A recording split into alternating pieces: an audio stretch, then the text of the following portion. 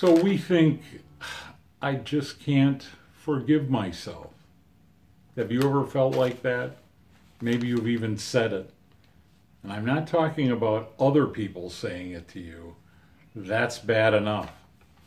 Sometimes I've felt like saying to myself, or even right out loud, I just can't forgive myself for having said that or done that, or for not having said it or done it.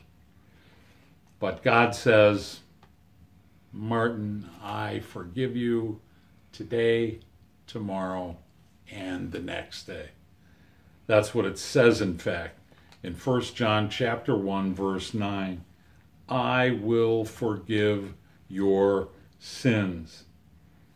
God's forgiveness freely flows to people like me and you out of God's faithfulness, out of God's righteousness, and not yours or mine, not my righteousness, not my faithfulness or yours, but out of God's.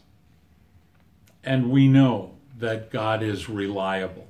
We know that God is consistent and dependable. God can be trusted to do exactly what God has promised.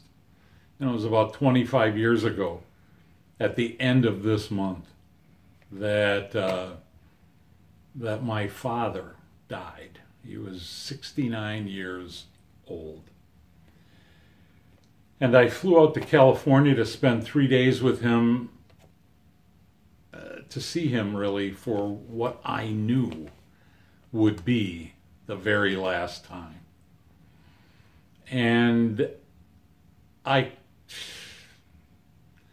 spent most of my life not listening very closely to most of the things my dad tried to tell me.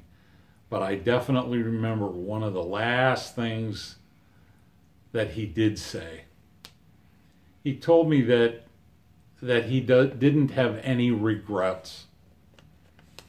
And I said, honestly, Dad, that's not a statement that I can make.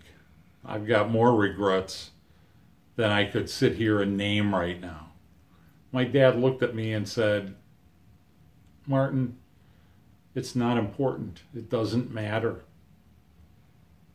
I forgive you if that's what you want to hear. But he said, I also wanted to tell you, it never mattered. It was never important.